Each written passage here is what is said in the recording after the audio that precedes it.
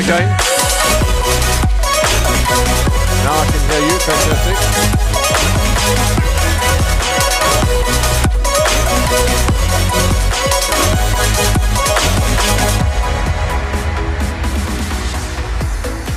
Okay, but I want to just make the announcement to the public that are here, you know, just to keep, just to say.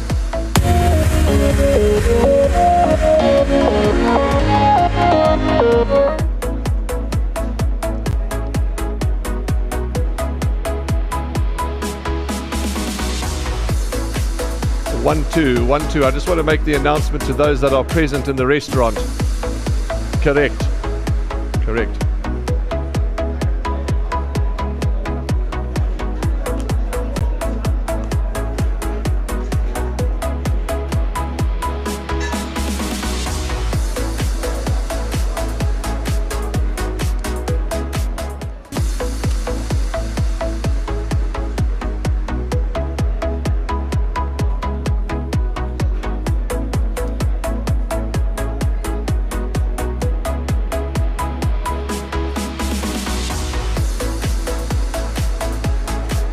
Good evening, ladies and gentlemen. Those of you that are present here at Harry James tonight for the World Sports Betting card call for the Hollywoodbets at Durban, July. For those that are here at Harry James with us, not for those that are going to be watching on television shortly, we'd like to firstly welcome you to tonight's function. Secondly, we ask very humbly and respectfully that while the panel discussion goes on and we listen to the thoughts of Dean Kannemeyer and Rachel Venniker, we just ask for your silence and we ask for your respect and we ask that you just remain silent and listen to our very esteemed guests here tonight. There's nothing worse than going to a panel discussion and there's so much noise, it ruins it for everybody. So we just ask that when the panel discussion starts, that we'd like just to keep nice and quiet and listen to the words of wisdom from Rachel Venniker and Dean Kannemeyer. We'll be back with you shortly when we go live on Channel 240 and Gallup TV and online and on all the various platforms. Approximately 5 or so minutes we'll be with you. So please make sure your drinks are filled. The snacks will be served later. Enjoy one another's company. But when we do go live, we humbly ask for your silence and for your patience and all that goes with it. We'll be back with you shortly.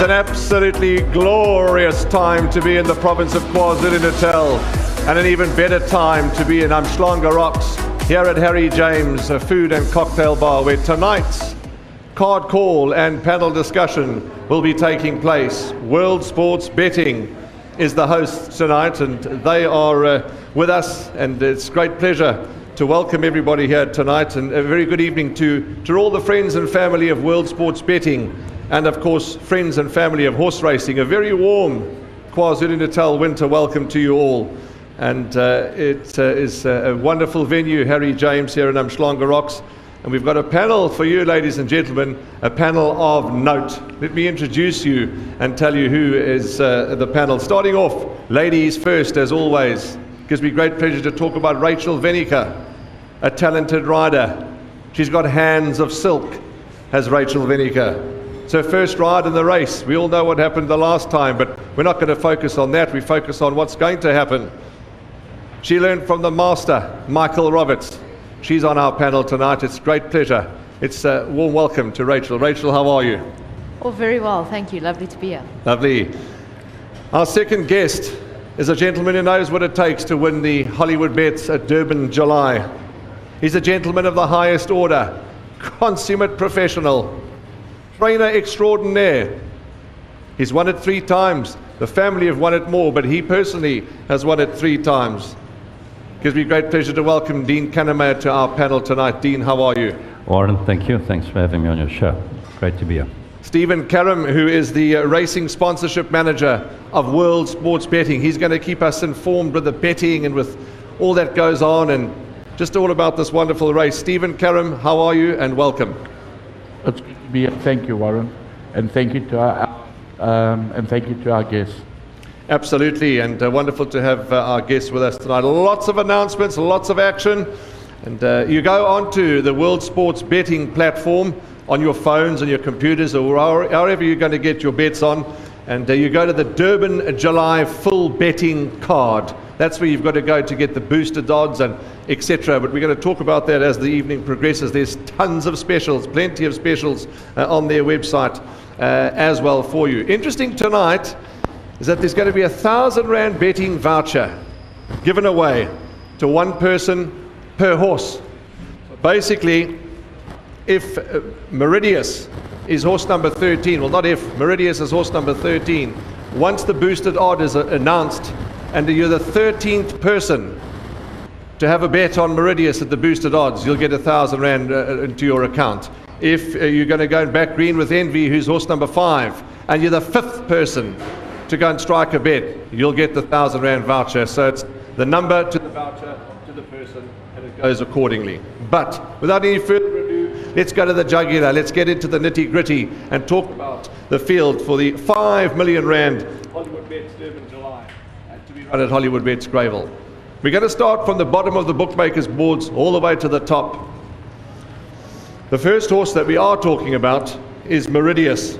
Meridius is horse number 13 from the Tony Peters stable, Attendiwe Mugudwa. He's in absolute hot form, is Attendiwe. This horse is owned by Messrs. Faisal Vahab and River Palace Racing Syndicate. He's a son of Canford Cliffs. He was a winner of his last start. And I'll start with you, Dean, first. He was impressive last time, was Meridius. Yeah, he won the Jubilee. He's got some form, drawn 13. He's running for 113. Got 54 on his back, but I think he'll have to work quite on next Saturday. Rachel, Meridius does have it all to do, a bit of a deep draw as well. What are your thoughts? Yes, well, obviously it was an impressive winner last time out, but my question mark will be the 2-2.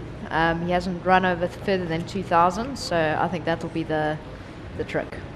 70 to 1 currently the course price about Meridius, 70 to 1.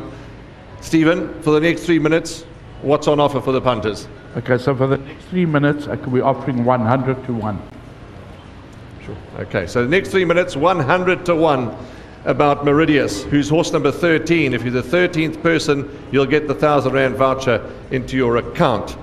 The second horse that we're going to discuss, ladies and gentlemen, is Shoemaker. Shoemaker is from the Mike de Kock stable. Horse number 6 on the program is Shoemaker, owned by Arun Chudders ASSM Racing, Mike de Kock, Diego de Gouveia. Rachel, I'll start with you. I'm battling to work out this horse Shoemaker. I know he's very good. His form is consistent. Is he up to it? Yes, well, I rode him in one of his prep runs here in Durban. He's a lovely horse. The step up to 2-2 will suit him. But, I think giving 3 kilos away to one of the horses he ran into Oriental Charm, he might be battling a little bit. Dean, Mike de Kock, a colleague of yours for many years, he knows how to get them ready, as do you, and as do many other of the trainers. What are your thoughts on the son of Give Me the Green Light? Well, I thought his last shot was a good run beyond Oriental Charm. And Michael de Kock knows what he's doing. He's a 4-year-old, and I think as a young 3-year-old that Michael thought a hell of a lot of this horse. And he comes in with a nice galloping with a 54. So you've got to include in the exotics this horse. Let's have a look. Shoemaker, what he's currently trading at. Shoemaker, course price is 45 to 1. 45 to 1 Shoemaker. And what are World Sports Betting, Stephen, going to offer the punters? We're offering a generous 66 to 1 for the next 3 minutes, 66 to 1. If you're in the camp of Shoemaker, that's the price that you'll get on World Sports Betting. 66 to 1, the boosted price. Let's move along and talk about the third runner. Now, there's a bit of talk about this horse. Many give him a big chance. He is horse number... his horse from the Andre Nel stable, number 14, Master Redoute. And Master Redoute is the son of Karari out of a Redoute's Choice mare for Andre Nel and Cornet Orfer. I had a look at him, this horse, the other day and up at Summerfeld, and he really is a good-looking horse, his Master Redoute. Dean, many say that he's in with a big chance, this horse, and why not? I believe there's been a bit of talk about him. He finished 1 3/4 lengths of Future Swing. Drawn 14, 5-year-old. He's probably got an outside chance, but some other horses are going to be a lot more competitive than him. That's my opinion. Rachel, you've ridden for the Andre Nel stable. I'm not sure if you've had a chance to maybe work him during the lead up to the race. I know he's not your ride, but your ride work for anybody. And what are your thoughts on him? I've actually marked him down as one of my dark horses in this race. That run behind Future Swing in the 1900. He gave a lot of weight away, and now he's carrying the same weight as Future Swing. So, he's got no question marks about the distance. I think he might have quite a good chance, yep. Okay, that's Master Redoute. A lot of talk about this horse from the Andre Nel stable. Let's talk about betting, because the current course price is 40 to 1 about Master Redoute. And Stephen again is going to tell us what World Sports Betting will give. We're offering 60 to 1 for the next 3 minutes, Warren. 60 to 1 for Master Redoute. So, as always, you go onto the website or whatever device you're using, the handheld, cell phone, laptops, get onto your World Sports Betting, and for the next 3 minutes you'll get that boosted price of 60 to 1 about Master Redoute. And what a bit of a dark horse. Some have mentioned that this horse, Master Redoute, is a bit of a runner. Let's move along then to Mike de Kock's other runner, horse number 7, which is Aragosta. Now, Aragosta is the son of Rafif, 4 messes de Kock, Makepeace, Nestat, van der Linden and Malherbe. Marco van Rensburg's going to be the man behind the mane in the big one. That run, Dean, last time, behind Future Pill was a good effort. Yeah, I think he's a real stamina horse. Nice owners. Drawn 7. July, may have his work cut out in the July, but I think he's more of a stamina horse. Rachel, Mike de Kock's horse, neatly drawn. Your thoughts? Yes, I agree. His run in the Derby was excellent. The 2-2 might be a bit on the sharp side, but I'm sure he'll be running at them at the finish. Yeah, number 7, Aragosta. Although he hasn't won for a little while, he certainly showed us last time that his next win is near. Could it be on the first Saturday at Hollywoodbets Gravel in the big one? Talk betting, because that's what it's all about, the best possible price. Aragosta 45 to 1 course price currently. Stephen, talk to us. Get the public excited and interested in Aragosta. A very, very good price of 60 to 1. 60 to 1 for the next 3 minutes on World Sports Betting. Aragosta, as a reminder, is horse number 7. You be the 7th punter to get your bet on Aragosta. 1,000 rand extra will go into your account. Horse number 7, you're the 7th person, you get the cash. Let's move on to an interesting runner. Horse number 12. This is Stephen Chetty's horse, and how great it was to be in Stephen Chetty's presence the other day. So thrilled to have a runner in the big one, the Hollywoodbets Durban July, 5 million rand prize money. Son of Duke of Marmalade, son of Raj for Tony Peter and Calvin Habib. That last run, Rachel, after it was the first run for the yard, and after he was a little wayward, he showed last time that he still got it. Yes, it was a fantastic run last time out, so he's got a handy weight. And I think now all possibilities are open. Right, Dean, son of Raj. Yeah, I think this horse won the Derby as a 3-year-old. Keegan DeMello rode him. He went to the front that day, and it wasn't really a fast run race. He bounced back his last run. I wish him well, but I think he's also going to have his work cut out on Saturday in the July. A couple of people have maybe mentioned the track. He runs on this sort of tight circuit, Hollywoodbets Gravel. Well, as I said, when he won the Derby, Keegan rode him. I think he went to the front and he just controlled it up there. It wasn't a particularly strong race, and I think they played it into his hands. And he won well. He kept on galloping, but as you say, Gravel swing for him. Got to quicken up over the Gravel. Short running. Also depends on the pace of the race, but I think he's also got a lot of work to do. A lot of work to do in the team's opinion, and they're probably right. He has got a bit of work to do, but maybe back into quartets. But you know what World Sports Betting are offering you, son of Raj. They're going to 22-1 is the course price. Stephen's going to tell us what the boosted price is. Yeah, we're offering 28-1 son of Raj. 28-1, Stephen Chetty and the followers of son of Raj. 28-1 you'll get for the next 3 minutes about your son of Raj.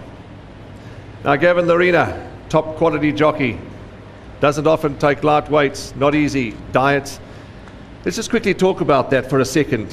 Here comes Gavin Larena, Barbaresco, 53.5, following his social media. He's eating scrambled eggs all day and all night to get the weight down. It's not easy, Rachel. No, of course, it never is. He seems to be doing it in a very healthy way. He's not taking off too much weight, looking after what he's eating. So it does make it a bit easier when you're doing it that way. Do you give him a chance, Barbaresco? I think so. He's obviously coming over the further distance. I think he'll be better. That run in the Daily News I thought was excellent. Got a bit interfered with around the turn in a very measly run race. But, he held it together and he was flying at the finish. So I've also marked him down as quite a dark horse in the July. That's horse number 2, Barbaresco, for Messrs. Sugalim and the Verners family. Dean, we're lucky, you and I, we don't have to worry about diets. But we've got to worry about horses. So your thoughts on Barbaresco? Well, his last run was a good run in the Daily News. I think he's gone up now to 122. It was a good third. Gavin must be very confident. He's getting down to 53.5. I think the Daily News was quite an odd run race, in my opinion. If you look at the fractions, some people don't agree with my opinion, but everyone's got an opinion. But drawn 2, he's got to have a chance as Barbaresco, Gavin's 53.5. Got to respect that. 2, Barbaresco. And let's have a look at odds. Course price, Barbaresco, the son of Give Me the Green Light. 22-1 is the course price. Stephen, next 3 minutes, what's the feast? So the feast is that this horse has been backed steadily through the week from big odds. He shortened down to 22-1. We are still offering 28-1 for the next 3 minutes. So 22-1 earlier on in the week, 28-1 World Sports Betting. The next 3 minutes, that's what you'll get. And I hope that those that are watching this production, whether it's on TV or online, that you've got your devices close and you're logging in and you're getting your bets on. And Barbaresco is a horse number 2, so you're the second punter to get on at the boosted price. You get the extra 1,000 Rand World Sports Betting bonus voucher. Now, how's the mood in the Venniker household? It should be good, I hope. Because we're going to talk about Without Question. You don't want to hear what I think. The lady that's going to be on board, as I said, hands of silk, the most wonderful human being to talk to, humble, knows how to ride winners. Without question, the son of the United States for Nick Johnson, Justin Snaith, powerful stable of Justin Snaith. The floor is yours. Tell us about Without Question. Well, he's doing well. If he can reproduce that run in the Met where he flew on to run third, I'd say, we've got a chance. I think the draw is ideal for us, drawn 3. It suits both him and I, the way I ride and the way he runs. His prep hasn't been the most ideal, but he's got excuses as well. We've had a few issues to iron out. The 1900 was too sharp, the 2.4 maybe a bit far, so the 2.2 should be perfect for him. And hopefully he'll be reproducing some of his older form. I think the nation's hearts broke. We know what happened last time, and this time we're all behind you, and what a dream it would be for you, Rachel, to be in the race. Yes, absolutely fantastic.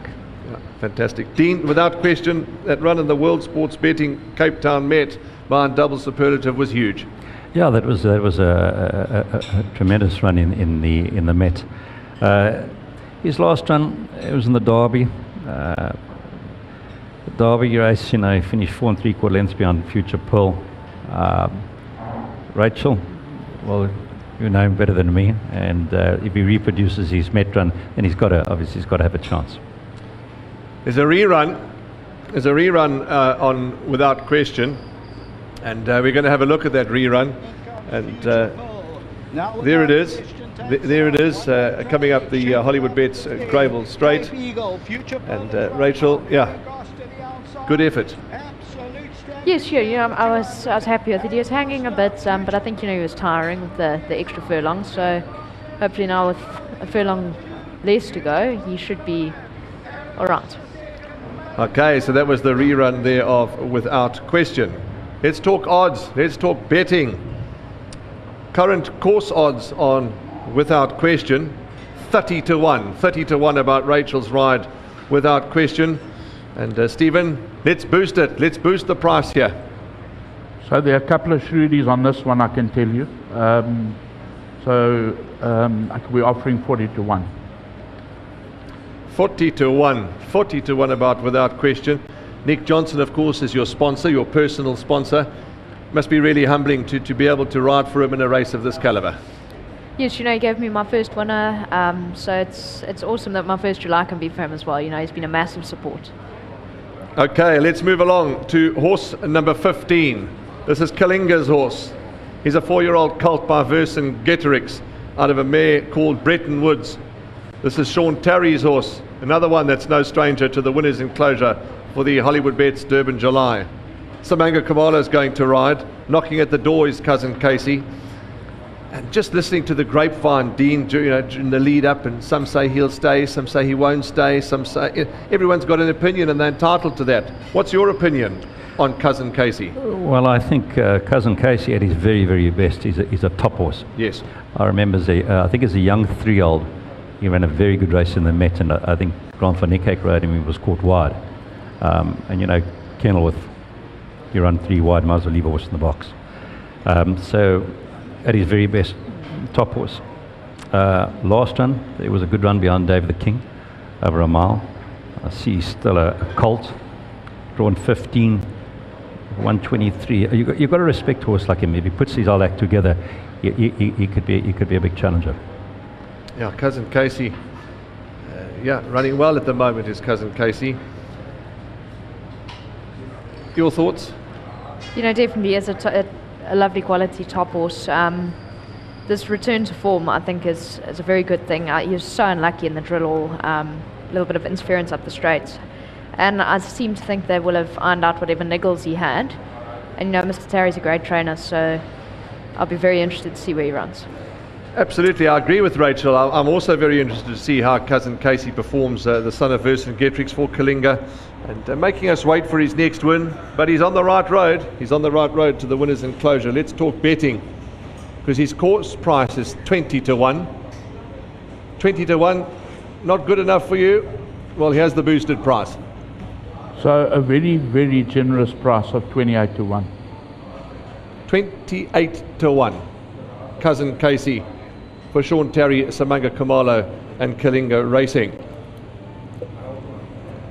Many say if this horse goes to the front, likely front runner, we're presuming, could be tough to peg back. That's horse number 8, Purple Pitcher. Stinky Pue is the owner of Purple Pitcher. And when I had him on the podcast just the other day, I said, impossible that your name can be Stinky Pue. He said, it means little diamond. He loves it, and he's just enjoying the ride of this horse Purple Pitcher. Robin Klaasen, the trainer, and Pilasandi Mqoli, who I believe has his very first ride in the big one, come the first Saturday of July. Dean, he's got 53 on his back. He's in good form, likely front runner. Could he be difficult to peg back? Looking at a Johannesburg form, give me another chance. Sandringham Summit, 3-year-old 53. It's a good galloping weight, 53 for a 3-year-old. So jockey's first ride in the July. Yeah, he's got to have a chance in this race. Let's see what he's like when he comes to Durban on the coast, you know, at Greyville. But he's at his very best for 120. Looking at his form, then he's got to have a chance. But let's see what he's all about when he's at Greyville. Yeah, absolutely. So let's see what Purple Pitcher can do when he comes down to the coast at Hollywoodbets Greyville. But a Sunday, colleague of yours, first rider in the race. It's just so many wonderful things happening, Rachel, and yeah, he's talented, this colt, as is Pilasandi talented too. Yes, they both are equally. You know, he's got good Joburg form. It will be interesting with the shorter straight here at Greyville. What I do like about him, you know, he doesn't necessarily have to set the pace. He's one sitting handy. You know, from draw 8, he should be able to get him over there, and I'm sure Pilasandi will make a plan about the shorter straight. So, you know, with that form, we'll see what it compares like to our Durban and Cape Town form. Let's talk betting, let's talk gambling, and let's talk odds, and let's talk boosted odds.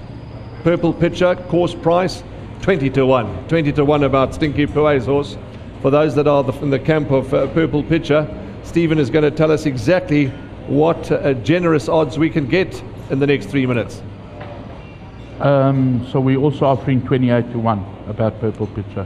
28 to 1 for Robin Klaasen's horse, Pilasande, Stinky Pue, Bushel Stud, the breeders, this horse by New Predator. So Purple Pitcher currently 20 to 1, but for the next 3 minutes, 28 to 1. And of course, Purple Pitcher is horse number 8. You're the 8th person to lay the bet, to strike the bet. An extra 1,000 Rand from World Sports Betting goes into your account. We're moving up, ladies and gentlemen, to the top of the boards, to where we're not saying that the others haven't got a chance. They're all in the race, they've got a chance. But the top of the betting boards is where it gets a little more exciting. Double Superlative, horse number 16. Nick Johnson's other runner. He's biked twice over out of a Jetmaster mare. Daniel Muscat jets into town for the race, for the big race. Justin Snaith, the trainer. They are drawn at gate 16. Rachel, no doubt you know this horse from home. How's he doing, and what are your thoughts on Double Superlative? You know, you can feel he's an absolute quality horse, but to have won the Met the way he did, he'd have to be good quality.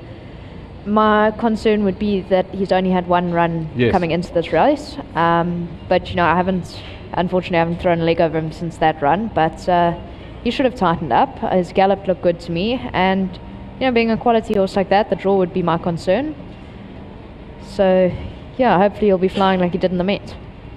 Dean, it's difficult as a trainer. I was chatting to somebody at the lunch table today and said one of the most difficult jobs on the planet has to be a racehorse trainer, and I agree with him, and I've discussed it with you many a time. It's not an easy job, and as Rachel says, you know, the only concern is that the one run into the Hollywoodbets Durban July. You know, tell us about it. You know, it's not easy preparing these horses when you've got limited time, etc. No, it's not an easy profession training horses, you know, and it's like a ref would say, you know, when I blow the whistle penalty, this side's happy and this side's unhappy. Yeah. So, but you know, he won the Met, and I agree with Rachel that he's only had one run. I think the other was in a Pinnacle Stakes. He was probably badly in need of it, so he can only improve on that. But I'd like to have seen another runner under his belt going into the July. Strong stable, but yeah, I'd like to have seen one more. Yeah, I thought he breezed nicely on last Thursday at Gravel. Yes, but magnificent stride. Yeah. I mean, he's and Antomarcus, I think, won the Guineas on him. So at his very best, also top horse. But I'd like to have seen one more under his belt. Absolutely. I tend to agree with our guests, and certainly is a top horse. He's a good horse, and an action from here to Cape Town. Beautiful action horses, double superlative. Daniel Muscat, he'll be looking to win another big one in the country of South Africa. Double superlative, course price 28 to 1. Sure, I've obviously got the script. Stephen's going to tell us what the boosted odds are. Our mouth is watering. Talk to us. So currently we offering 28 to 1, but we're going to boost to 40 to 1. Sure. People mustn't forget that this is the Met winner, and at that price, it's a huge price. Absolutely, I couldn't agree more with Stephen. This is the World Sports Betting Cape Town Met winner, double superlative, 40 to 1 for the next 3 minutes. You might have to just play it, you know how you get your bets on, because you've got to be the 16th person to get the voucher, to get the extra money, the 1,000 Rand from World Sports Betting. That's horse number 16, double superlative. Now, not many things keep me quiet, but when this horse won last time, I was stunned and silent because it took my breath away. Horse number 18 for the Beck family. Sean Terry, the trainer. Grant van Niekerk will be the rider. He's a son of Futura, his Future Pearl, and he absolutely trotted up last time, beating Aragosta. Dean, that was impressive. Yeah, he bounced back. That was in the Derby over 2-4. I believe, like Aragosta, he's a stamina horse. Yes.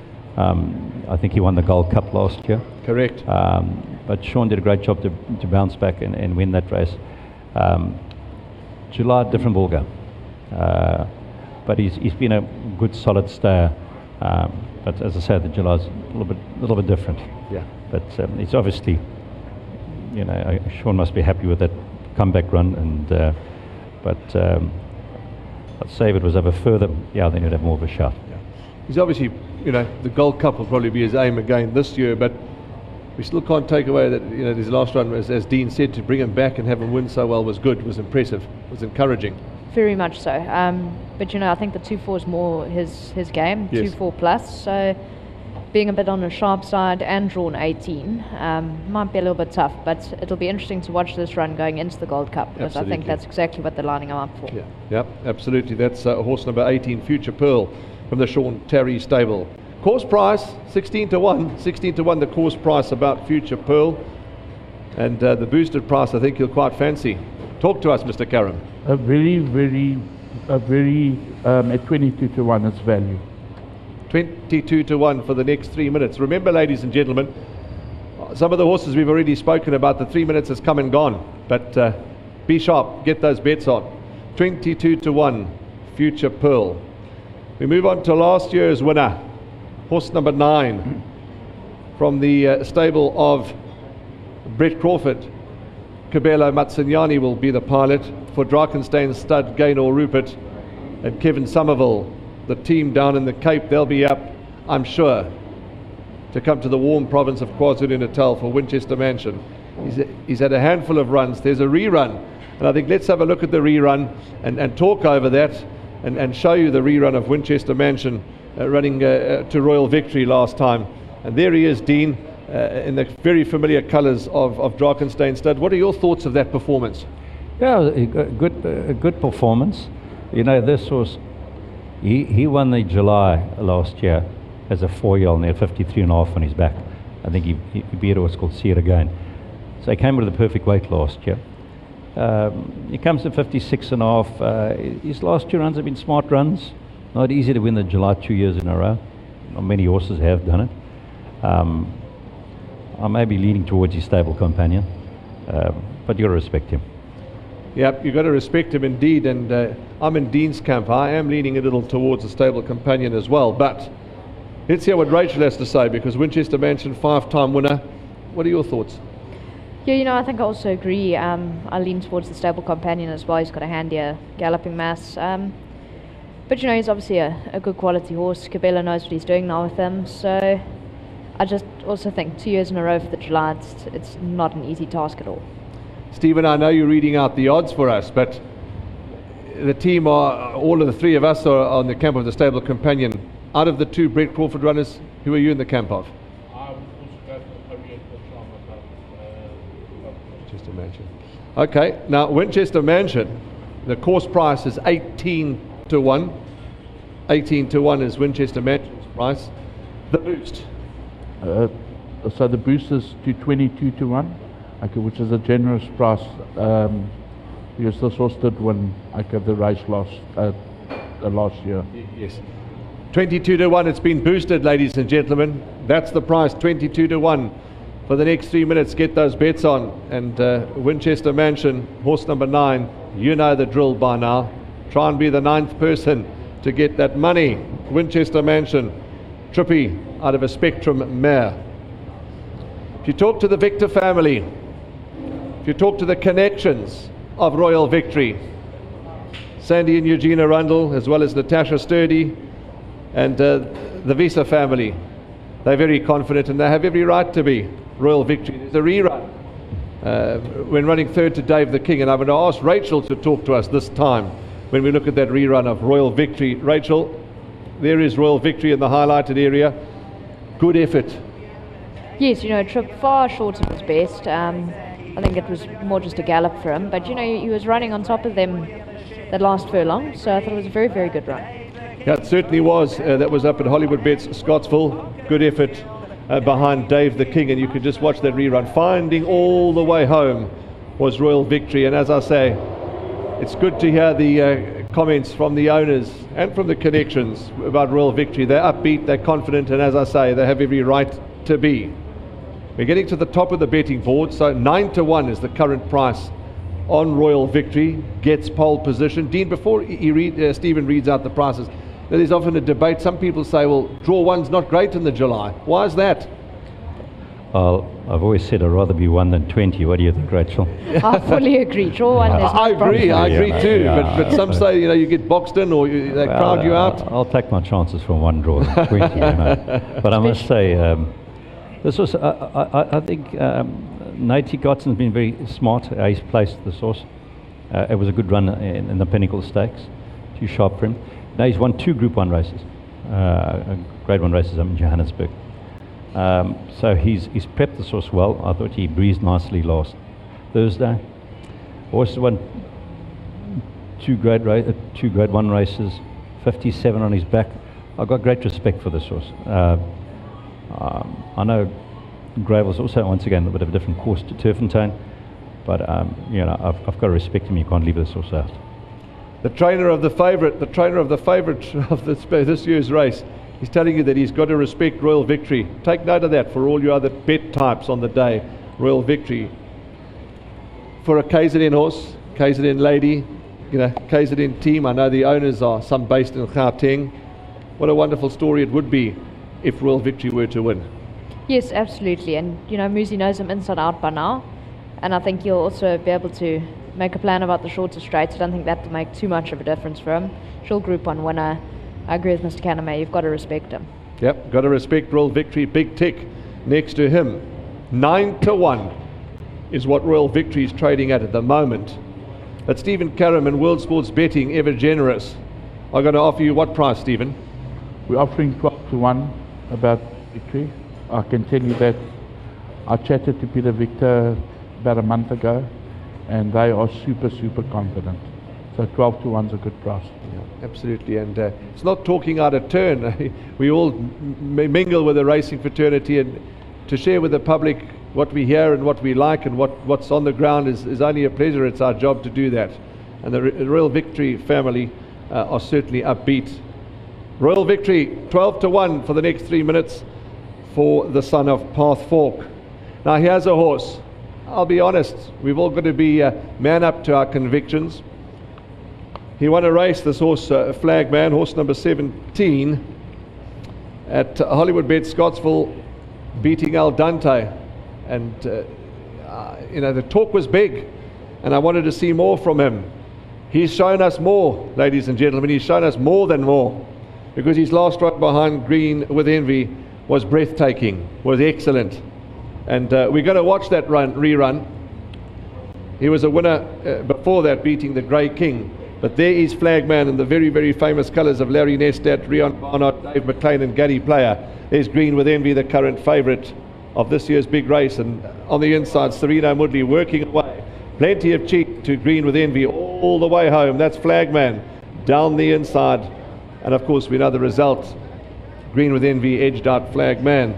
He's a horse that's put his hand up, and he's a horse that's put his hand up in a big, big way. Flagman, horse number 17. Rachel, that made me really stand up and take notice.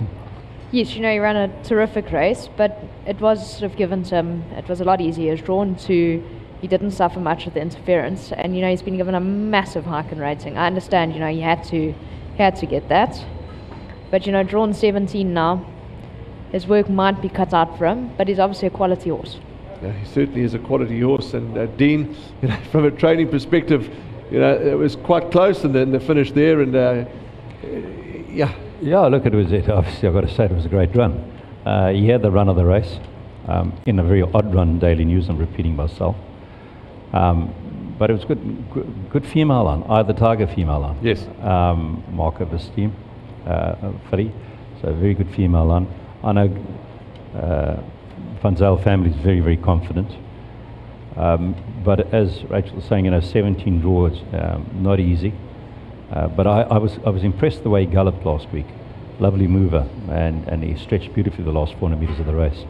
But you also need a lot of luck from the 17 draw, but obviously, and you know, and Gavin Van Zyl spoke to him before the race. You know, he said, I'm coming in at 93 into the Daily News, but he said to me, you know, I think he's a top horse, and so he was right. You know, handicapper went for him.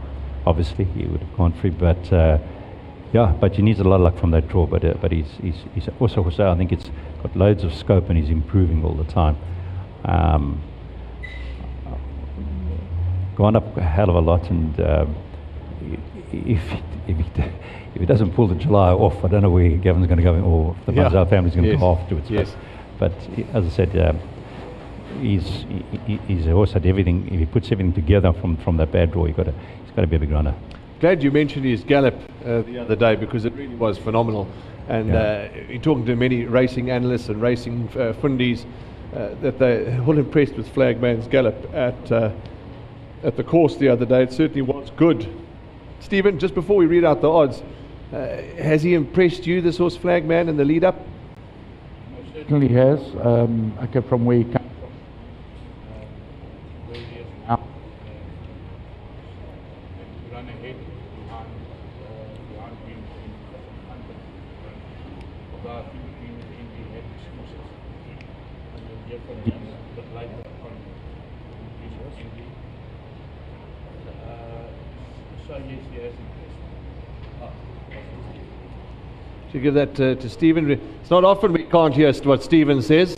Not often what Stephen says. There's two people that I know that have got the loudest voices, Sean Veal and Stephen Carroll. So let's start again. You want me to say this all over again? Absolutely. The team behind the scenes are saying, we want to hear your words of wisdom. So Flagman impressed me in his last run. You know, to run ahead behind Green with Envy was an unbelievable run, although we do know that Green with Envy had excuses, and we're going to hear from the master himself a little bit later. But at the price of 15-1, I think he is valued at that price.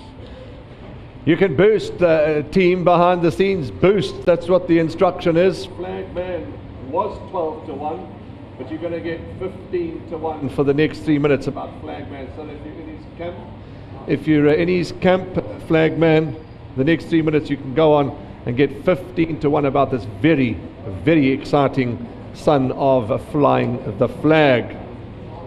4 more horses to discuss. We're also going to be discussing the Ridgemont Garden Province after this.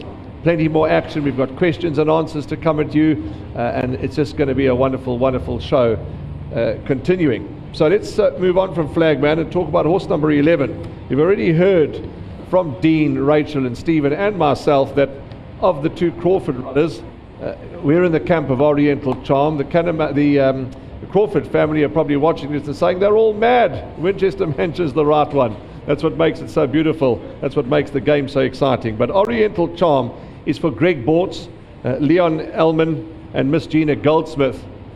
Son of Versen-Getrix out of a Grey's Inn mare for Brett, as I've alluded to, and JP van der Merwe, who rides a lot in those aquamarine colours of Greg and Gina.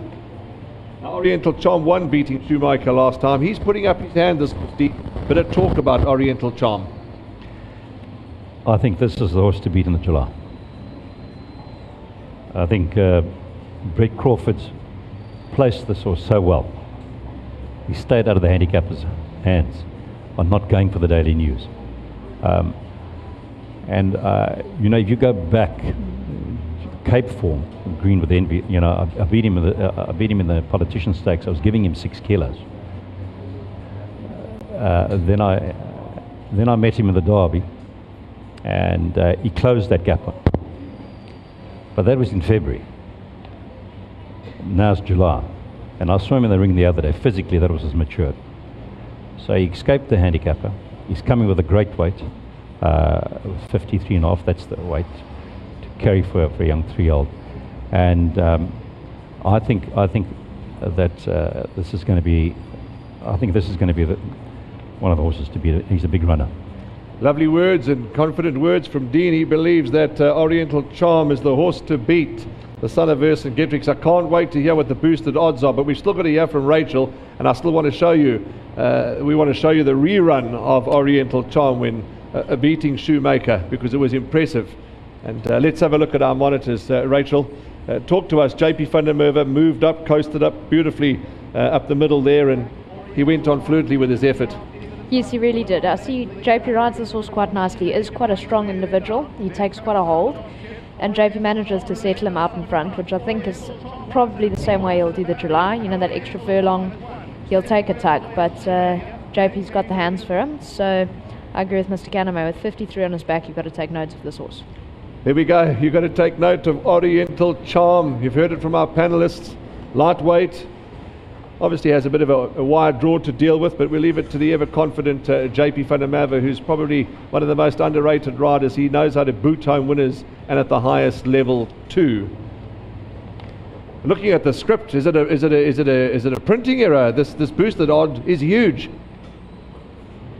So for me, he is like one of the horses to beat, and I think we've been very generous at 10-1 Cool. For the next 3 minutes. 10-1 off the 7-1 Oriental Charm. That's the boosted odd, and Oriental Charm's horse number 11. Try and work it out that you're the 11th one on to get the extra cash, so you can put more on Oriental Charm should you be in his camp. 3 more horses to talk about in the Hollywoodbets Durban July, to take place at Hollywoodbets Greyville this coming Saturday. The atmosphere, the vibe. Just before we carry on, I mean, to talk about this time of the year, Dean, you know, Umhlanga Rocks, the whole coast is just bustling with people. Everybody wants to know the Hollywoodbets Durban July. It's just a wonderful, wonderful time, and you can't beat the winters.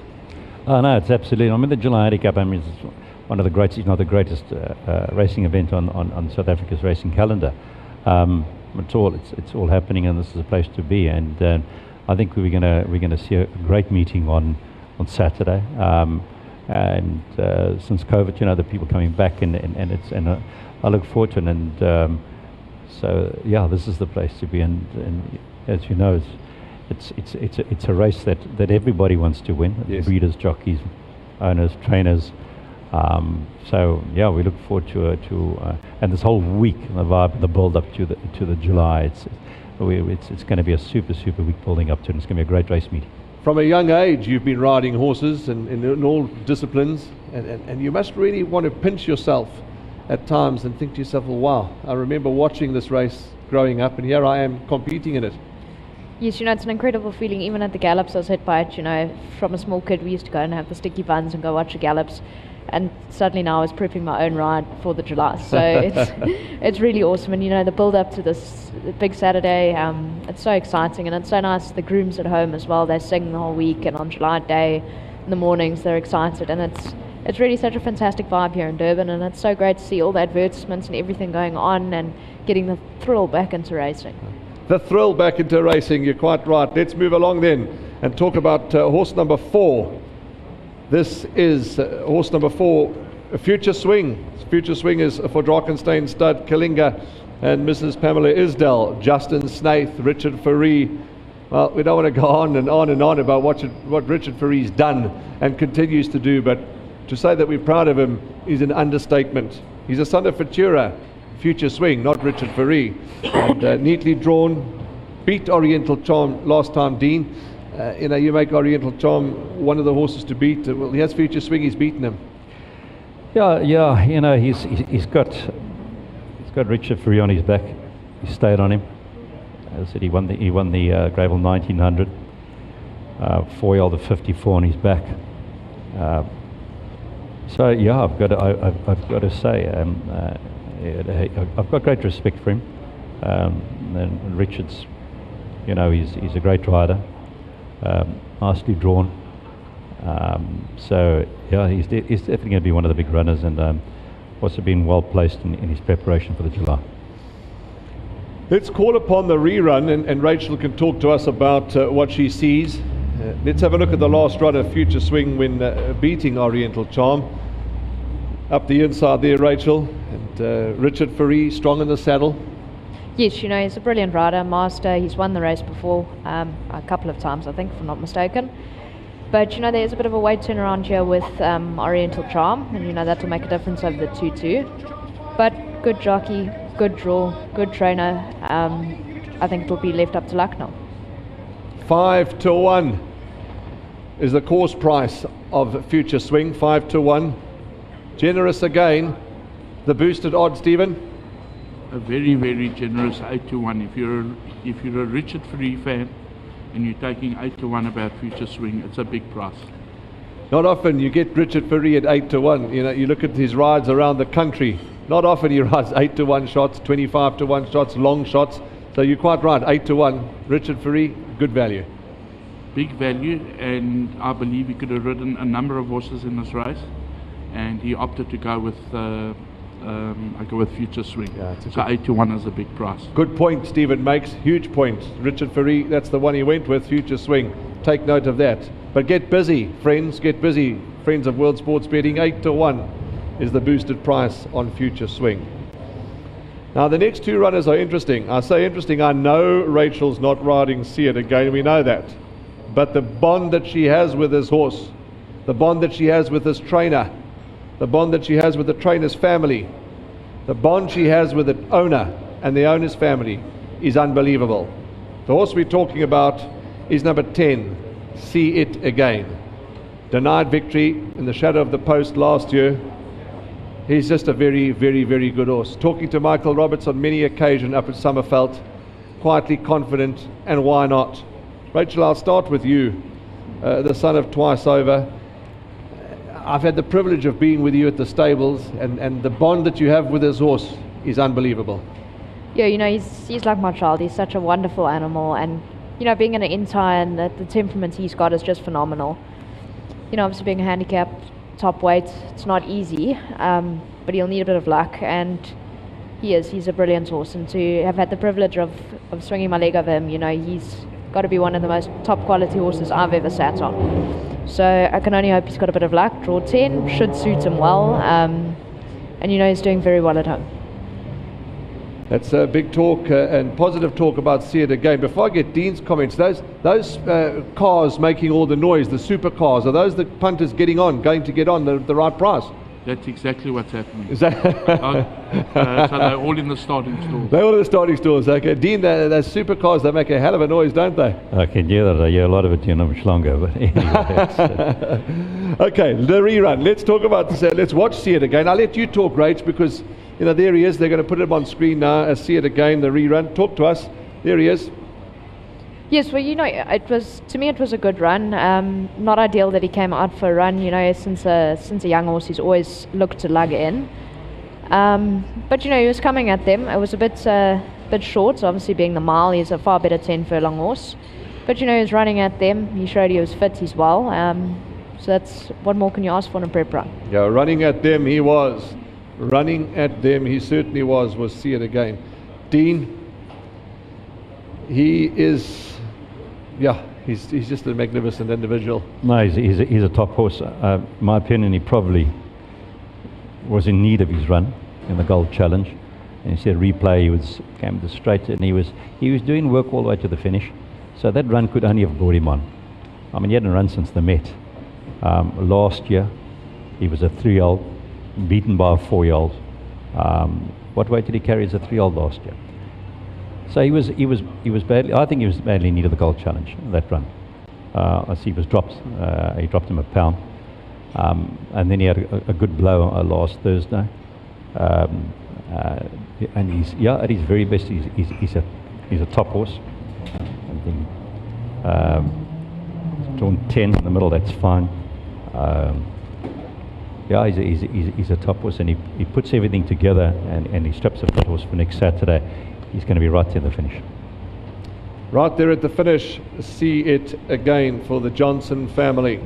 And we wish them and every owner and everybody that's involved with this runners in the big race all the very best for this coming Saturday. See it again, course price with World Sports Betting 4-1. The boosted price, Stephen? So the boosted price is 6-1, which I believe is a very generous price.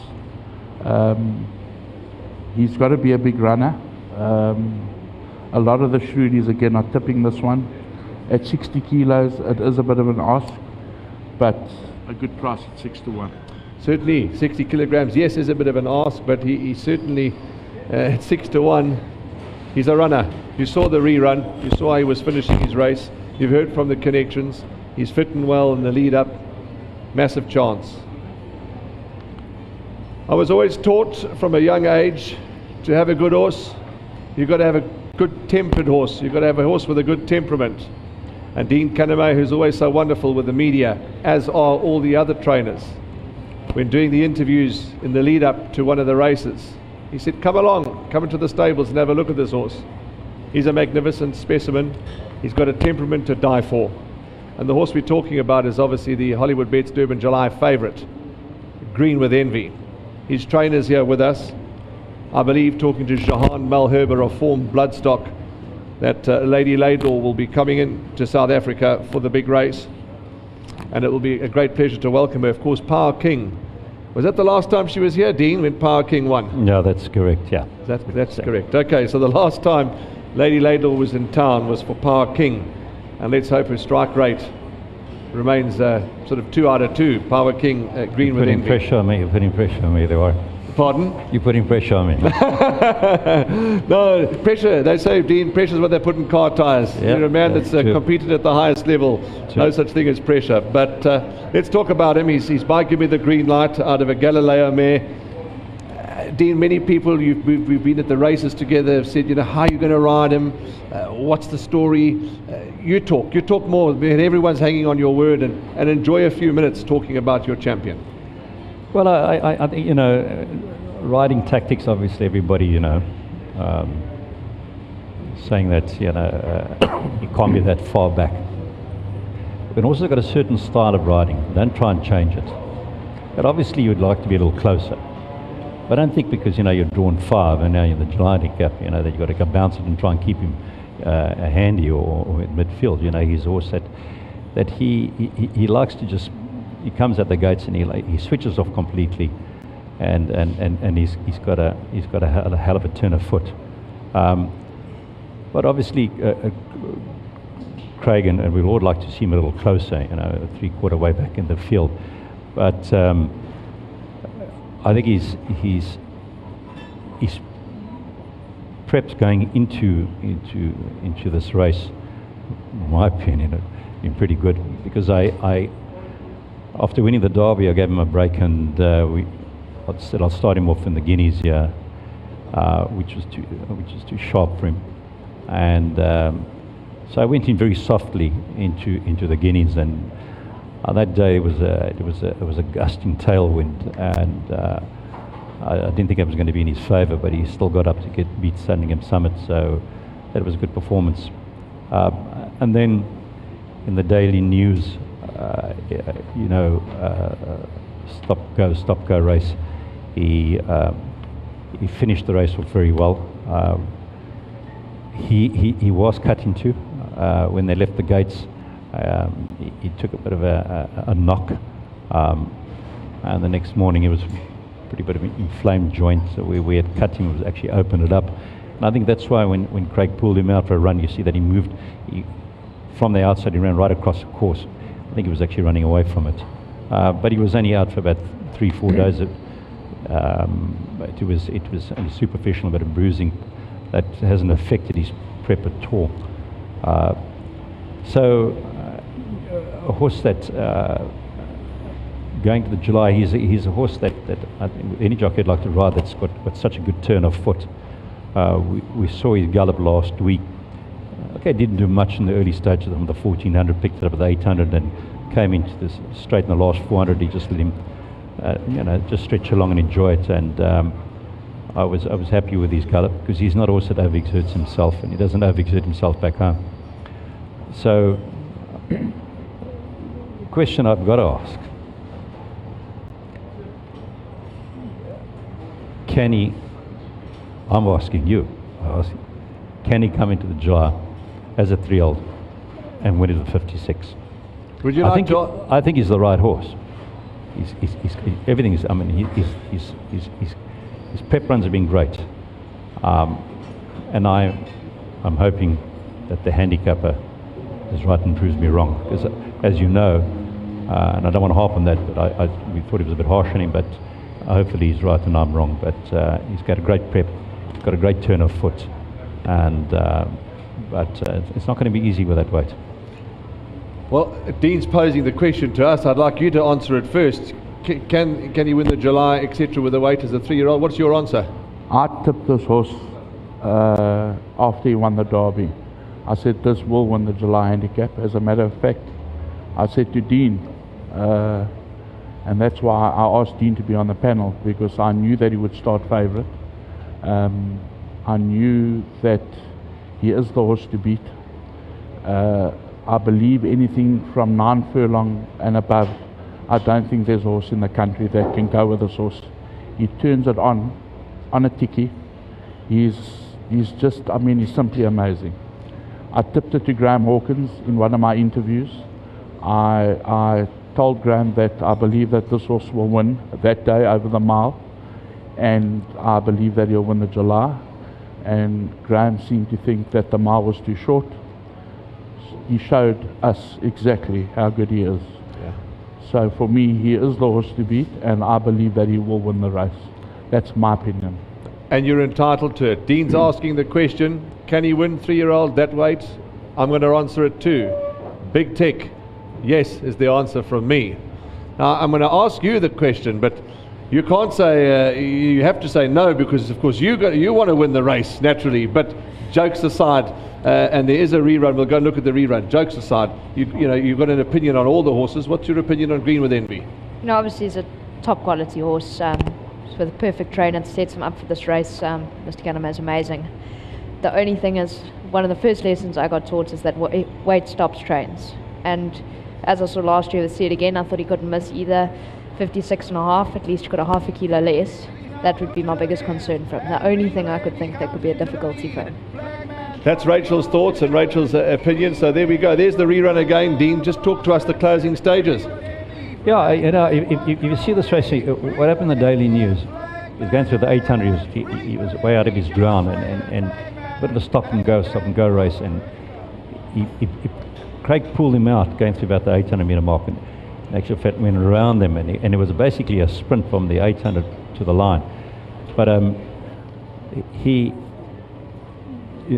turned up pretty funny when he swung for home, suddenly had that was flag man. And I actually think he got there a bit too early, and he started to hang, obviously, because he was cut into. So, as you say, he's got a hell of a turn of foot. But so it was a great achievement to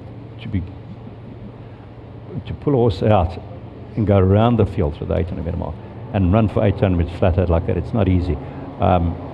So I thought it was a wonderful performance. When you look at what he ran in the last 800 and the last 400, what he ran, he was sprinting for 800 metres. So he may have, I think Craig didn't realise that he quickened up like because he got there very early because suddenly he had flagman. We won it. Probably if he had sat a bit longer on him, he probably would have, I think in my opinion, probably would have won it easier. But we won the race, so that's my opinion. That's my take on the Daily News. You heard that Ferrari driver. He's gone off to get the price that you're about to mention. But before you do that, the instruction is, could you let Rachel use the microphone, please? If you wouldn't mind passing that to Rachel. And you back online, so that's good. Let's now talk about Green with Envy's course price, 4 to 1. 4 to 1, the course price of this horse. Now, let's look forward to what you're offering, World Sports Betting. We're offering a very, very generous 6 to 1. I believe this is good odds. 6 to 1. 6 to 1 about Green with Envy. Boosted price for the next 3 minutes. And of course, Green with Envy is horse number 5. And you need to be the 5th person to get that bet on at the boosted price to get the extra R1,000 into your account. So you need to take hold of that microphone and make use of that for us. And Green with Envy, the comment from Rachel, the comment from Dean, that is the Hollywoodbets Durban July favourite, Green with Envy. And there's lots to like about him. And yeah, as Stephen says, he certainly does quicken in the manner of a very good horse. We're going to move on, ladies and gentlemen, to talk about the Ridgemont Garden Province Stakes, which is a Grade 1 for R1,500,000. And Stephen, the wind has come through, and my prices for the Ridgemont Ridgemont Garden Province Stakes have left the building. So thankfully, our team behind the scenes printed more copies for us. Let's talk about the prices that we're talking about, ladies and gentlemen, are already boosted. So as we discuss and as we go through, I'll give you the prices. They are already boosted. So as Stephen just now was talking about current price, boosted price, not the case for the Ridgemont Garden Province. The prices we talk about are the already boosted prices. We'll rattle through them because it's a cracking field. Horse number 1 is Happy Chance, Rachel, for Hollywood Syndicate. Nominee there, Anthony Delpesh. They're having a wonderful run as owners are the Hollywood Syndicate. Brett Crawford is the trainer of Happy Chance. Kabela Matsinyani is the rider. It's been a long time since she's last won, but she's never far off them. And I'm sure she could sort of get a bit closer, Rachel. Yes, I'm sure she'll be getting a bit closer. I think she is held by double Grand Slam on the form, but at pole position, I think she will be probably returning to that form. Happy Chance, 35 to 1 is the boosted price. Dean? Well, I think she's nicely drawn, which is a big advantage over a mile at gravel, over 16 metres at gravel. But I think she's well held by a double Grand Slam. Number 2 in the race is Mrs. Browning, the Rafif filly, for Lawrence Verners and Harry Wilson. Sean Terry, Gavin Arena. Good filly. She got good form. She can run. She's beaten Time for Orchids, second last time to October Morn. And Mrs. Browning is trading at the boosted price of 25 to 1. She's got solid form. Yeah, she's got solid sprinting form. I've won on her before. I would have put her down as an out-and-out sprinter, but I know Mr. Terry can get them to go further. The mile would be my question mark. I know she has won a 1450, but a mile, this would be the question mark, but she is well drawn. Yeah, well drawn indeed is Mrs. Browning. Dean? Warren, yeah, very, very good filly. She's a 118. I mean, a great lineup of fillies here in the Garden Province. That could be a question mark about the mile. Out of a Galileo mare, that could help. But Sean Terry, a great trainer, knows what he's doing. It's got in the South African filly sprint by October Morn, the top filly. So I also agree with you, Rachel, the question mark about will she get the mile? Yeah, I agree. Do you agree with that sentiment, Stephen? The mile is the only question mark. I do. Yeah, she's a good filly. She is a good filly, but we've got question marks about the distance. Let's move on to double Grand Slam for Dave and Natalie McLean, Gary Player and Suzette Mbasi Viljoen, a double Grand Slam. Justin Snaith, Richard Fourie. Richard Fourie gets a tune out of this Versen Getrix filly, and the boosted odd on a double Grand Slam is 2.5 to 1. Dean, I'll stick with you. She's good. She's shown the form's there for all to see. Is she the filly to beat in your opinion? Oh yeah, she's a beautiful filly, and she can run. She's out of a Captain L mare. Is her best distance 1400 meters, but I won't be surprised to see her winning because she's also got a great turn of foot. And yeah, I think she's smart. You know, I know she when she ran the Guineas in the fillies Guineas in Cape Town. That was just a very different run. But she's a huge runner here, and that's probably a maximum trip. Yeah, maximum trip. Rachel, she's doing it all right. Yes, you know, I'll just put it down as the excellent form. Richard rides her beautifully, and you know, the only question mark the mile, but I think she'll get it. You know, that run where she got beaten by Raskova, she was wide, she ran on well, so I'd still put it down as the horse to beat. Lots of love for double Grand Slam from the team on my right, and if you're in her camp, 2.5 to 1 is what you can get on World Sports Betting for the next 3 minutes. Let's move on to Bavarian Beauty. She went a little off form. It was well documented that she didn't like Cape Town. The Karari filly for the Playgate South Africa nominee, Mr. Furkat Ibadagov, and Tony Peter, the trainer, Calvin Habib, the rider. That last run, Dean, was the Bavarian Beauty we know. Yeah, she also won 16, drawn 4, ran third beyond double Grand Slam. I think she's well out. Yes, you know, she seems to have returned back to form. Clearly you can see she didn't enjoy Cape Town, so it'll be interesting if she can confirm that return to form. That's number 4, Bavarian Beauty, and the signal and the word coming through from the ever generous World Sports Betting team. The second boosted price on this race, on the Ridgemont Garden Province Stakes for 1.5 million, Grade 1 event, which runs at 5 o'clock on Saturday. Stays overnight, the second boosted price, so you can get that right through the night into tomorrow, Monday morning. The second boosted price stays right through the night on the Garden Province Stakes.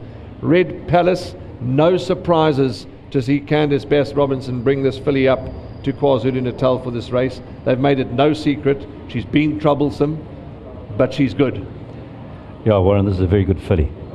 Very, very good filly. You know, she ran second in the Colts Guineas. You know, the Cape Guineas is always a very strong lineup. Snow Pilot was a Snow Pilot one that day. I think Green with Envy was in the race. I believe the Basses thought that she'd win the Paddock Stakes.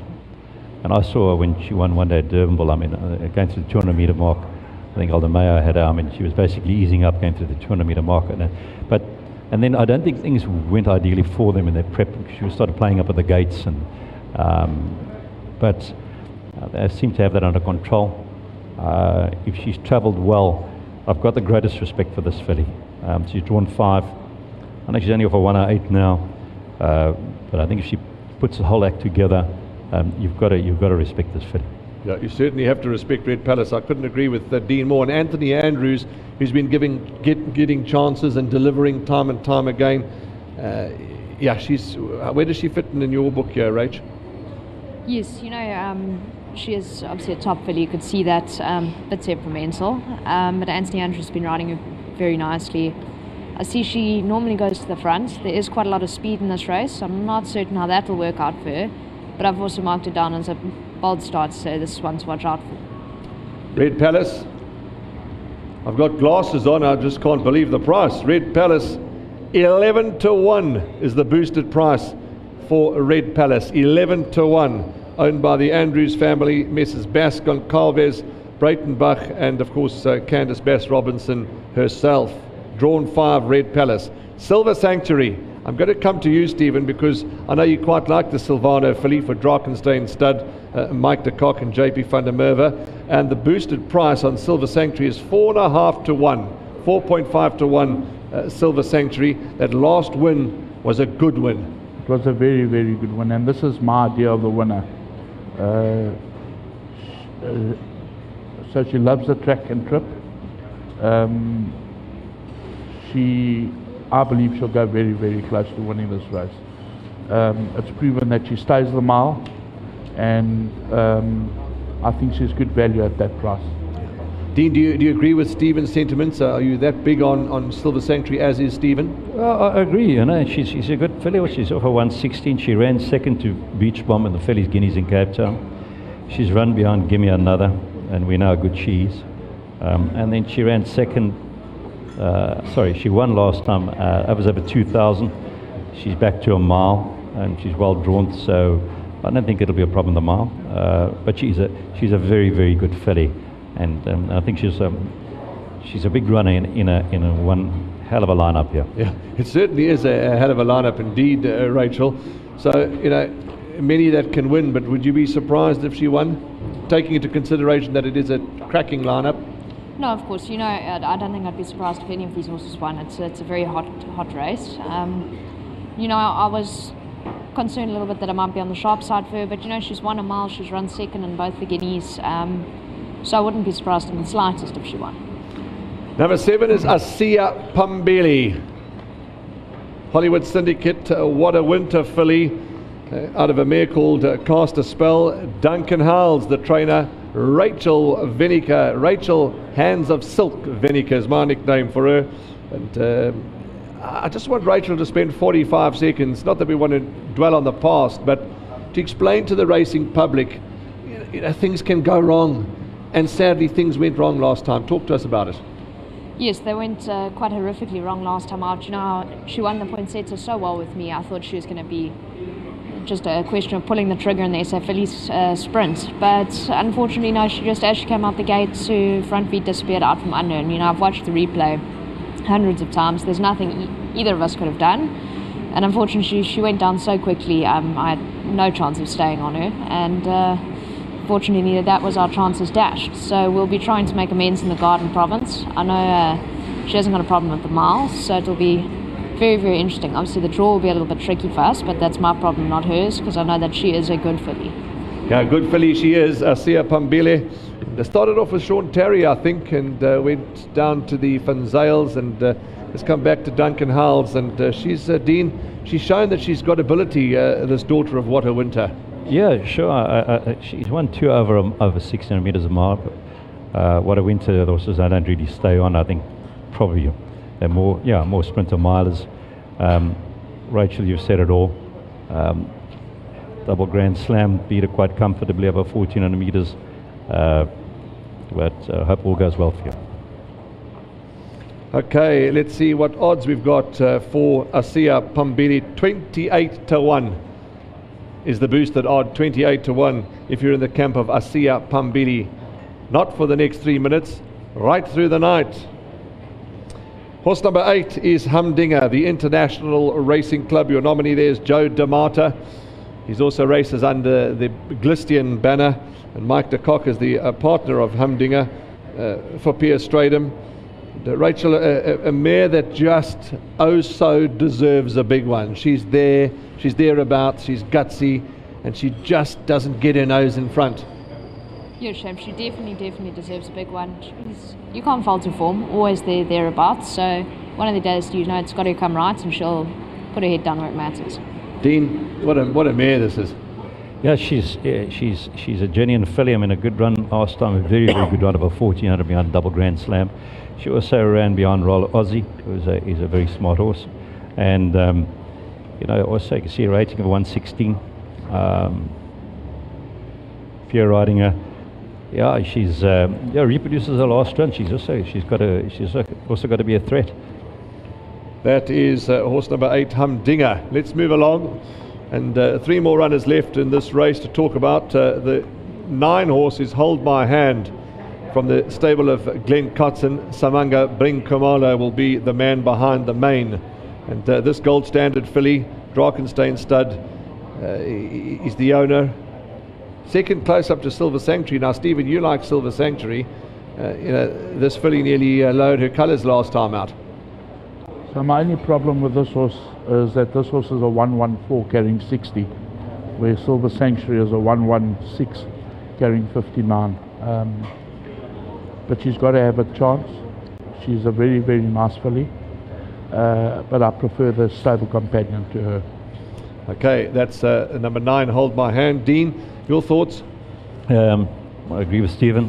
And she goes, she's been running over 2-4, 1800, 2000, 2000, comes back to a mile.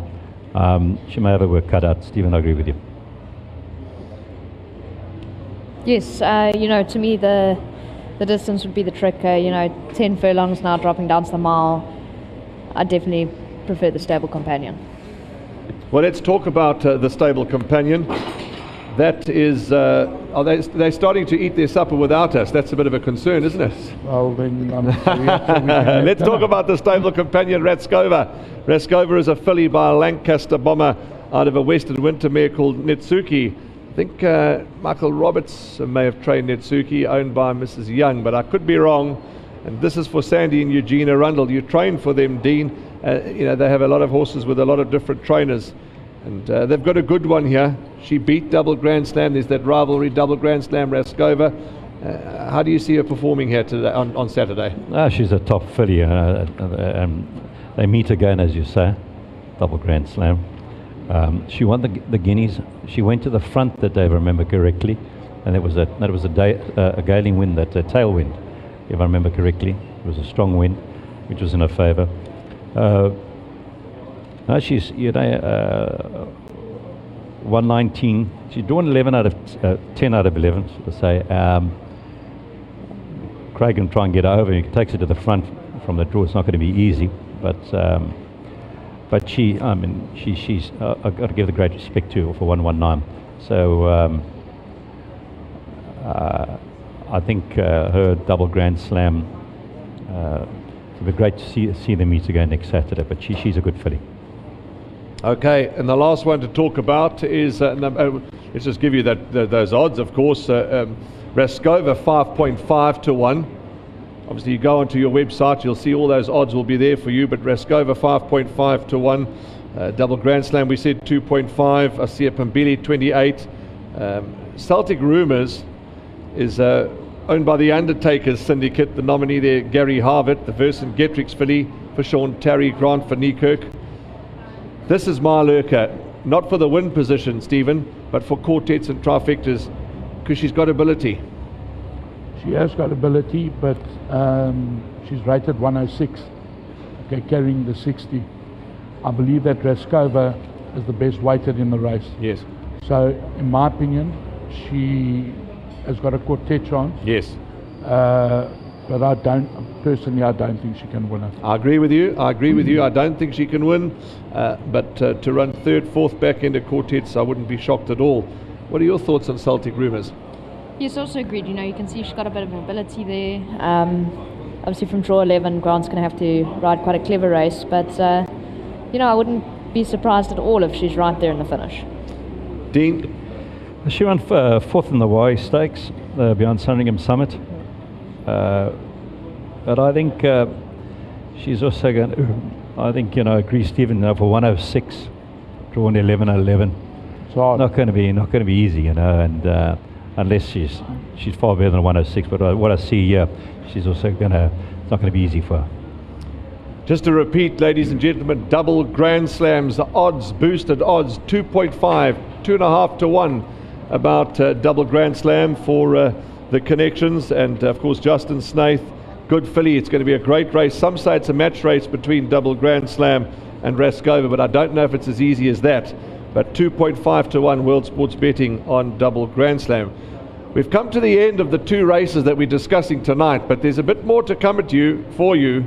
We've got some questions and answers, and we're going to wrap up things shortly, but the team tell me that right next to me is this lovely black couch over here.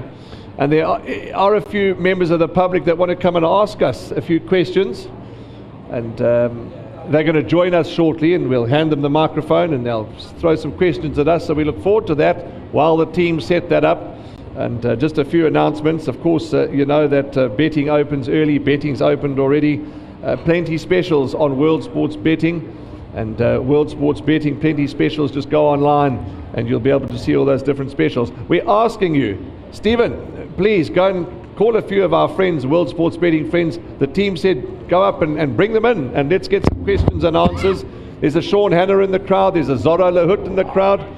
Please do. So there we go. That's the question and answers that we've been asked to get a few guests to come in and ask the panelists some questions. But while that's happening, the good old question, your tips, your 1, 2, 3 for the July. I don't want to know, that, because you obviously think your horse can win the July. So let me rather ask it to you this way. In your opinion, who's your biggest danger? In the July, I mean, my biggest danger, I think, is going to be Oriental Charm. Oriental Charm. Rachel, you like your horse, obviously. Who do you think is the horse to beat? It will be, again, between Oriental Charm, and I think Said Again, and Green with Envy. Okay, lovely. Well, that's what the panel like, and that is what is the story about their opinion of the race. Let's call our first guest in to come and sit next to me. Your name is, sir? Wayne Venniker. Wayne Venniker, you're most welcome. Please sit right next to me. There's a microphone. We need a microphone. We'll get the team to get the microphone. And please just mention who the question is directed to, and you're most welcome. Good evening, everybody. Wayne Venniker here. So my questions for Dean specifically. I think we've analyzed the main race in ad nauseum. I want to know Gimmy's contest. That's my question. Can I banker her in the pick 6? It's a very good question, because it was a very good run last time. Little unlucky, Dean. Wayne, it's Wayne. It was unfortunately things didn't work out. She was in the Alan Robertson, and so she was rather unlucky. 1400 meters, I think she'll get the trip. Her mother was very good. She won up to 1400 meters.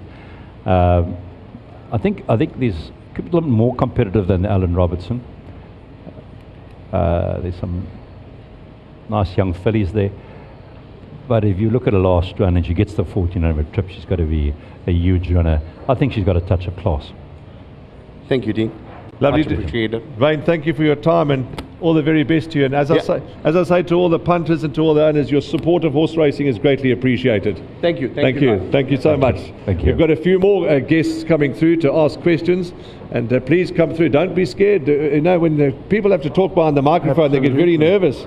But there's no need to do that. Come and have a seat, sir, and please introduce yourself. Your name? Sean Matthews. Sean. Hello, Sean. I hand the mic to you, and please carry on. Hello, guys. How are you all? I had a look at the betting. It is wide open. Please advise me and the public on a pick 6 banker for the day. Okay, Rachel, start with you. My word. I can only talk about my own horses. A pick 6 banker. While they're looking at that, have you enjoyed your evening here at World Sports Betting at Terry James? Beautiful. Well done. It's a very good setup. Thank you very much. Will you be at the course at Hollywoodbets Gravel on Saturday?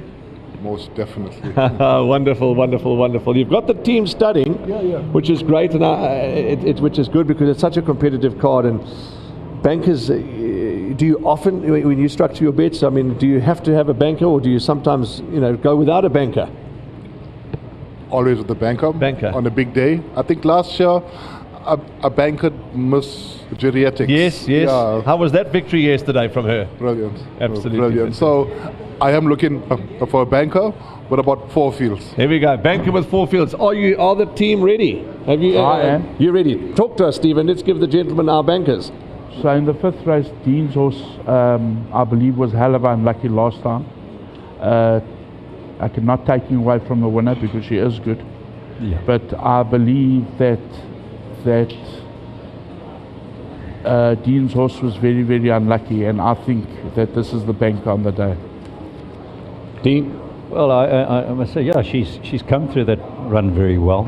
I breezed her last Monday past, I let her go on the bottom track, Summerfelt, up the hill, and she put up a super gallop on her own. Craig rode her, and as I said to the gentleman early on, Wayne, that I think she'll get the 1400 trip.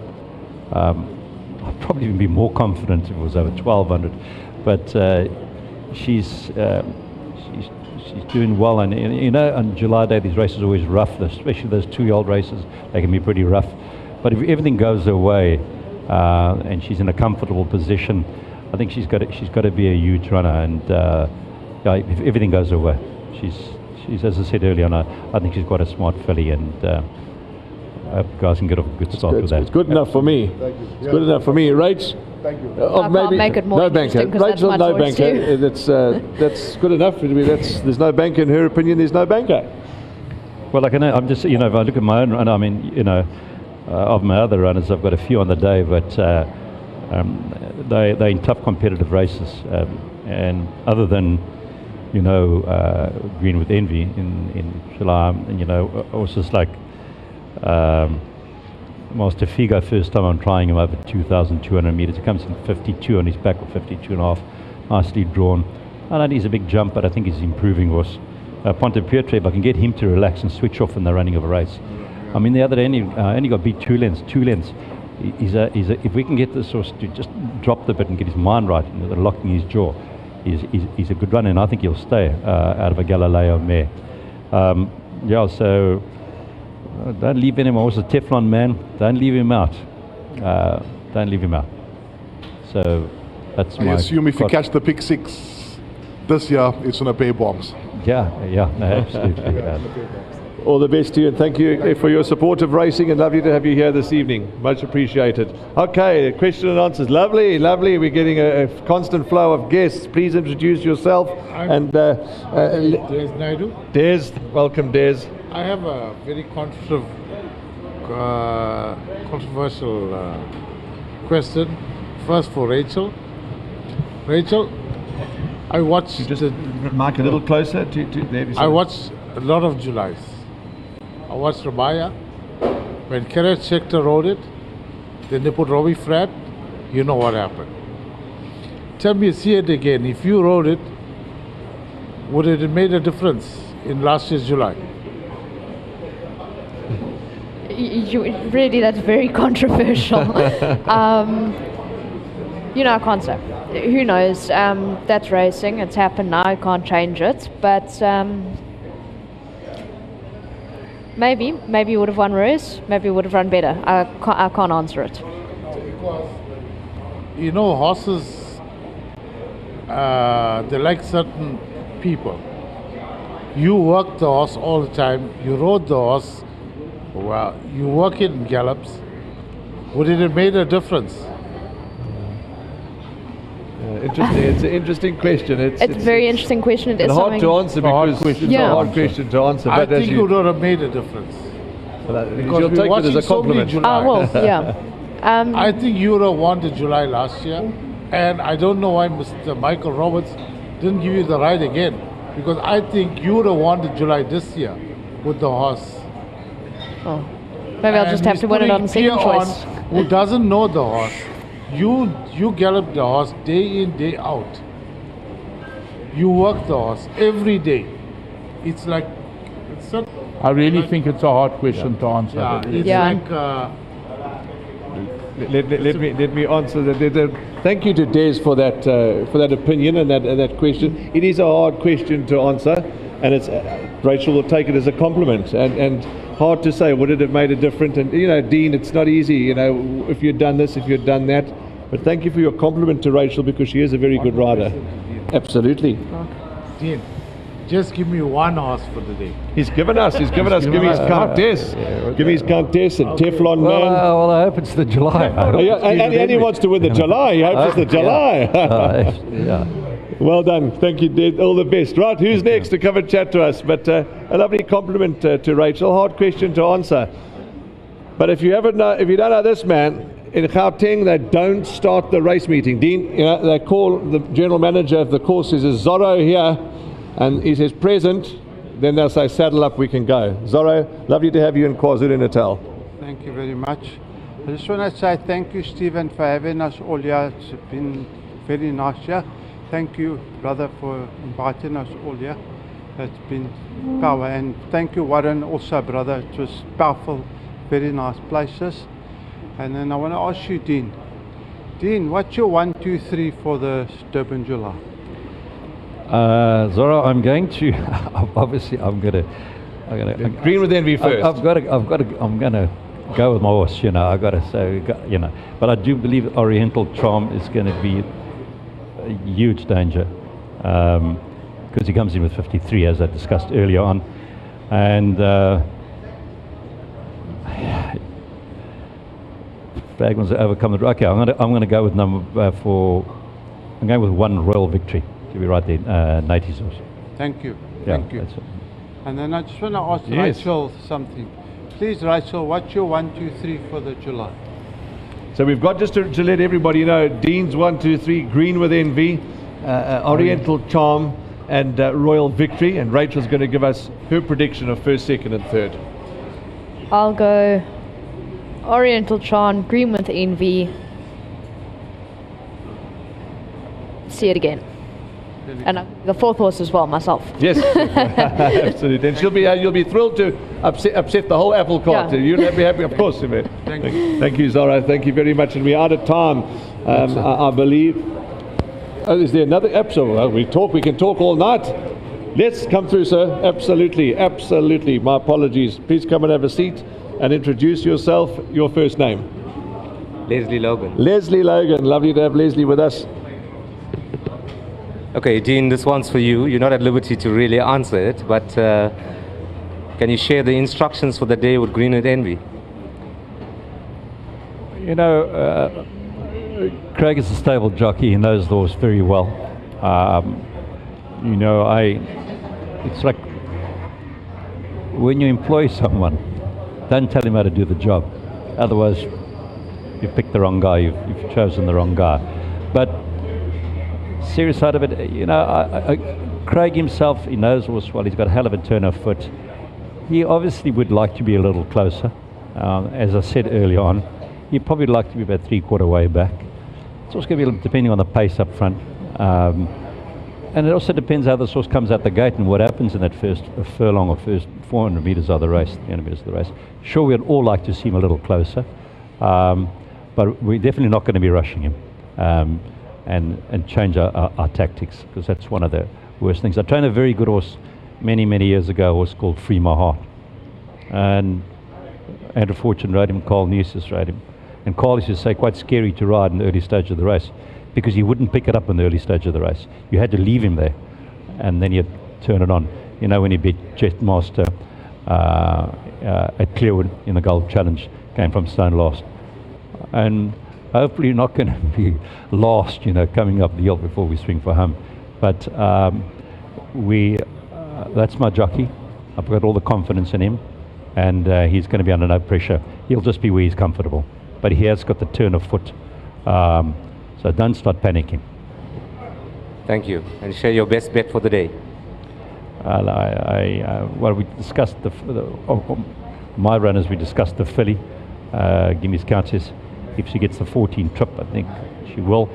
But as you know, she was unlucky last time, and I'm hoping that we can, as I said to the other gentleman earlier on, I'm hoping that we can pull the July off. We've got the right horse. 56. I have a question mark about that, but he's the horse that's got great acceleration, and that could stop in the 56. Rachel, can you share your best bet for the day? Best bet and best ride. Is my speaker working? No.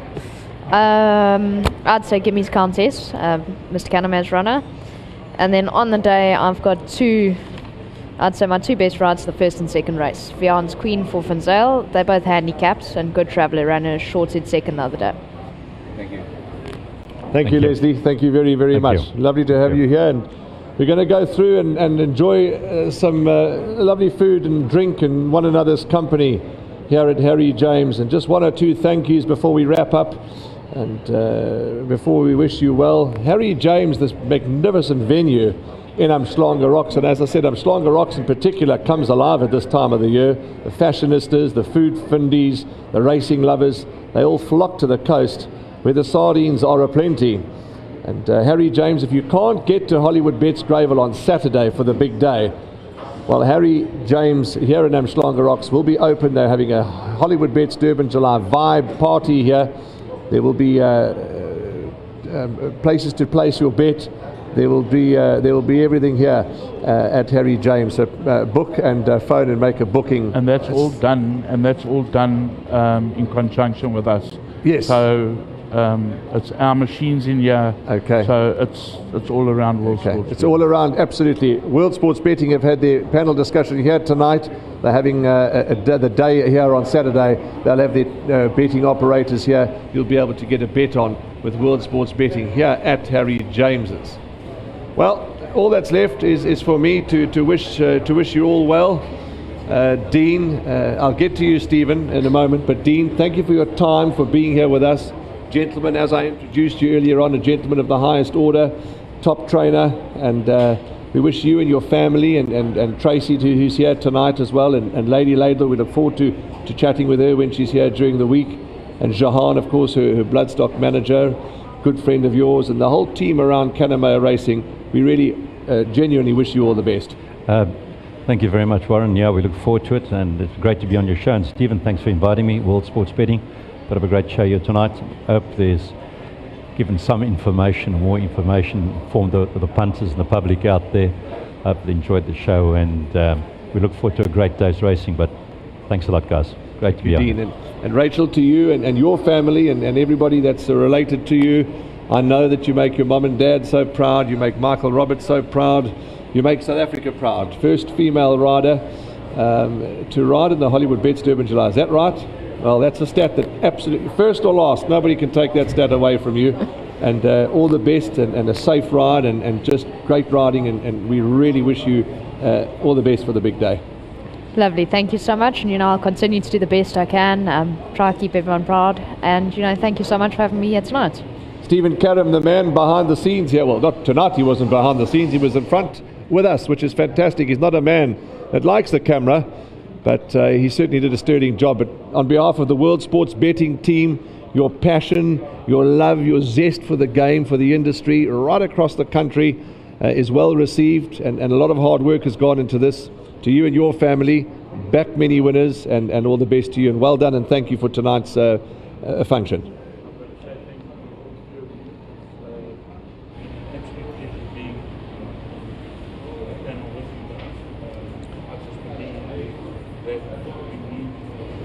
To arm the punter in order to keep this game going. And